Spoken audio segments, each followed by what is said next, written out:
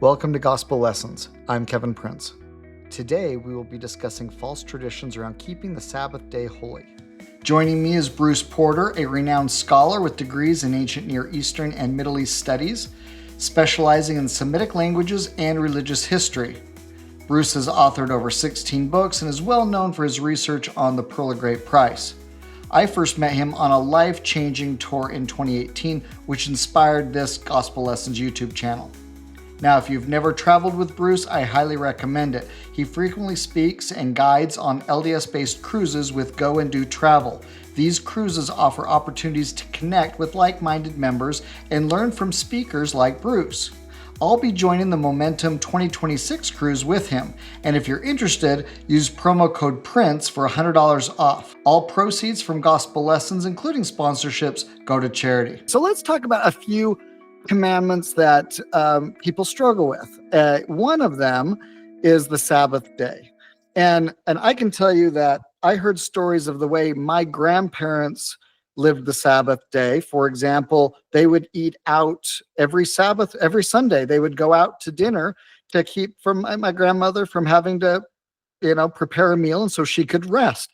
But then when I was growing up, that was absolutely, you wouldn't go out to eat. That's making other people work on the Sabbath. And so people didn't do that. And yet I saw my mother slave away on a day of rest to make a meal. And then there's other people that think about it differently today. How do we approach something like the Sabbath that certainly seems to have in the hearts and minds of people shifted over time? But how do we get a bearing on what parts of that apply to us so we can best align with God's will? That's a good question.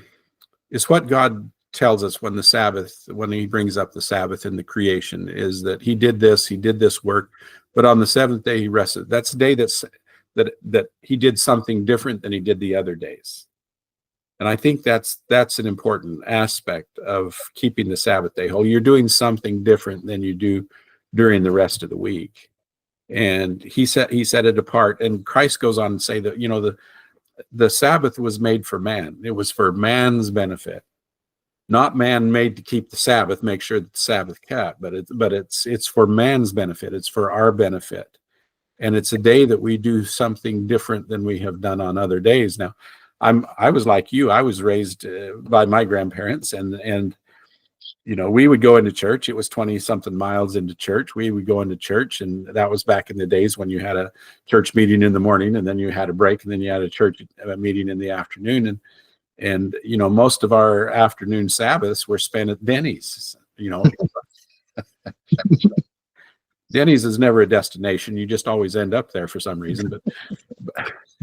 But that's where we would go so that my grandmother didn't have to prepare meals and things. It was the same kind of generation, that you were raised in too, the same kind of patterns that were there. But Sabbath was made for the man. It is for our benefit.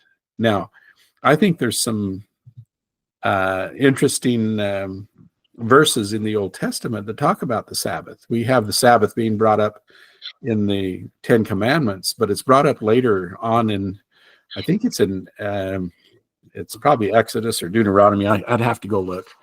It's in the 30 chapters, but it says that the Sabbath is for us to have temple thoughts. It's when we think about the creation. It's the time. The Sabbath is a time set apart, just like the temple set apart. We go to the temple to learn about the creation and God's relationship, our relationship with God and the environment in which we live. And in this passage in the Old Testament, it says the same thing, that we're to look at that Sabbath and we're to remember that he created the earth in 6 days. We're to remember that our relationship between God and mankind and the environment in which we have to work out our own salvation in fear and trembling. And that the Sabbath is a day for those types of temple thoughts, and a day not to do what we normally do during the week. And it's for our benefit. I think temporally and especially spiritually, it's for our benefit, not for something else. That's really an interesting thought that I hadn't had before, because if you think about what we're supposed to be doing through the sacrament to remember him, that's what we covenant in that prayer. And that's what we're doing on the Sabbath, is we remember him, and therefore he blesses us with his spirit. is the Sabbath day then a time of remembrance of all things that God has provided for us, a day of gratitude, if you will, a day of reflection on all of this? And if we do that, then again, come into our life is some renewal, some happiness, some joy, some peace. There's probably a lot of rejuvenation that happens in the body and soul emotionally, and if we take some time to do that. Yeah, I would agree. I think it's temporally and spiritually made for man. The passage is in Exodus 31 that I was thinking of, and it says in verse 15. It begins in verse 15. It says, 6 days may work be done, but in the seventh Sabbath day, Sabbath of rest, holy to the Lord. Whosoever doeth any work on the Sabbath day, then there's problems. Wherefore, in verse 16, it says, wherefore the children of Israel shall keep the Sabbath to observe the Sabbath throughout their generations for a perpetual covenant. And so now it's bringing in a covenant relationship. Here's a covenant relationship, and it says it in verse 17. It, i.e. the Sabbath, it is a sign between me and the children of Israel forever. For in 6 days the Lord made the heaven and the earth, and the seventh day he rested and was refreshed. So it's telling us that the Sabbath is set apart for us to remember what God has done for us. That we live in this created world. And King Benjamin talks about this a lot more than anybody else does in the Book of Mormon. He talks about the creation and our relationship to God because of that creation. And he's setting the Sabbath up for the same thing. We need to, and it's what it's doing is it's putting a lens, it's creating a worldview. If we were to do this and think about this creation epic, as it says, a sign that you would remember these things, it's giving us an eternal perspective, a scriptural perspective on life rather than a temporal perspective. 6 days, we have a temporal perspective on life. And that's what the work is, and God's work was creating in that 6 days, creating a temporal world for us. And then that seventh day is we after going through 6 days of a temporal perspective, we have one day that we have a spiritual perspective of our relationship to God, the Creator, and our relationship to the environment in which God created for us to work out our salvation. So I love that, and it gives us kind of this 30,000-foot view of how we should approach the Sabbath. But then I know that there'd be a lot of people that say, well, that's great, but can I go boating on the Sabbath? What if I think about God while I go boating on the Sabbath? Can I go to Denny's? Is going to Denny's okay on the Sabbath? If I think about, how do you work through some of these? And maybe it's looking beyond the mark, but there's a lot of people that want to get into the nuance and get into the weeds of some of this because they just want to do the right thing, and they're just not sure how to do that micromanagement of Sabbath activities. Well, we've talked before about fences around the law. And we have a law to keep the Sabbath day holy. And it's what that means. It doesn't mean that it's the same holiness as for you is for everybody. That might be for one person is for everybody. And that's a decision you have to make. And that's going to be based upon a person's relationship with God. But the command is to keep the Sabbath day holy. And that just means to separate it, to make it sacred to us, to the individual, to us. Now, we can build fences around the law, say, well, you can't watch TV on the Sabbath, or you can't go here on the Sabbath, you can't go shopping, you can't go to Denny's or wherever it might be. Or if you're going to watch TV, I remember, and it used to go around that, well, if you're going to watch TV on Sabbath, on Sunday, then it should only be the Disney Channel. These old things like that, which are putting fences around the law. And as soon as we began putting these fences around the law, then we began judging other people's righteousness based on the fences that we have.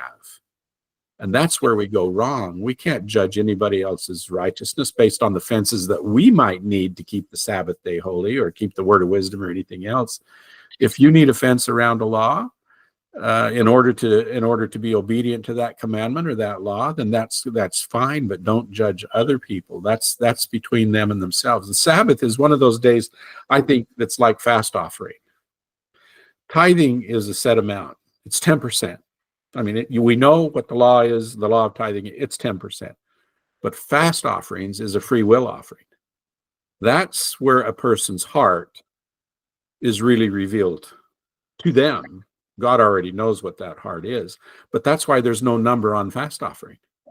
we say 2 meals. Well, that could be 2 meals at Ruth Chris, or that could be 2 meals of Cheerios. It doesn't matter. I eat more Cheerios than I do anything else. And so fast offering is something it's a character based. Fast offering is character based. There's no law. There's no amount. There's no percentage. Fast offerings is character based, and it's coming back to those 2 laws that Christ says hang all the law and the prophets: loving God and loving your fellow man. The Sabbath is very much like that way. That makes sense. It's you. It's not what everybody else says or what everybody else thinks the way to keep the Sabbath day. It's how are you making it sacred to you? So there's no one way to keep the Sabbath. I think that's a great key. And let's say that, one way I can keep the Sabbath and I feel very connected to God and think about his creation, all of that, is to go on a hike up in the mountains on the Sabbath. But there's some people that would say that that's wrong to do, probably. Let's say I believe it's the kind of thing that you can and should do. For me, I'm not dictate to anybody else. But and maybe somebody else would be like, well, great, Kev, if you're going to go up and hike, I'm going to take the boat out on the lake. It's easy to do this, but in reality, what you have to do is stop and say, what do I do to keep the Sabbath day now? And how do I feel? Am I getting closer to God as a result of what I'm doing on the Sabbath? Or am I feeling further away from God? And if what you're doing is truly bringing you closer to God, and you feel good about that, then maybe that's just fine. But I think you have to do a real self-assessment on what is right. Is that the only way to do it? Because there's no one size fits all here. I look at it. I think you're right. Not one size fits everyone, because everyone is in a different point in their progression in their relationship with God. But my feeling is you got to come back to those 2 commandments: loving God and loving your fellow man.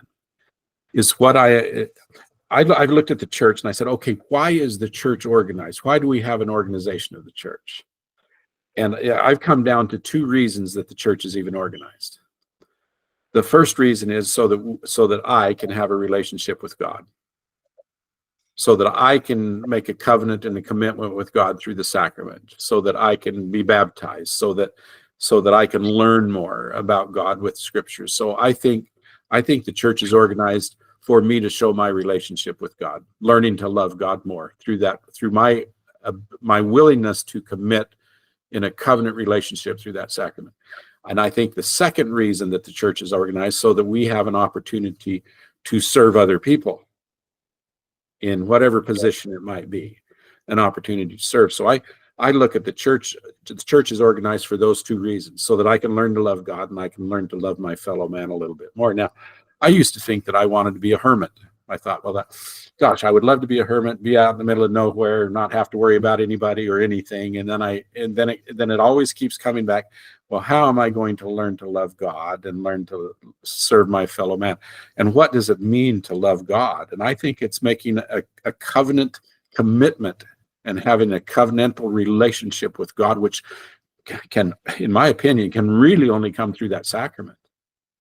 And participating in any ordinance that the church offers, that's me showing my commitment to God. And I can't do that as a hermit. I can't show my love for my fellow man if I can't serve my fellow man out in the middle of nowhere. Remember to subscribe so future episodes are easier to find. Thanks for watching.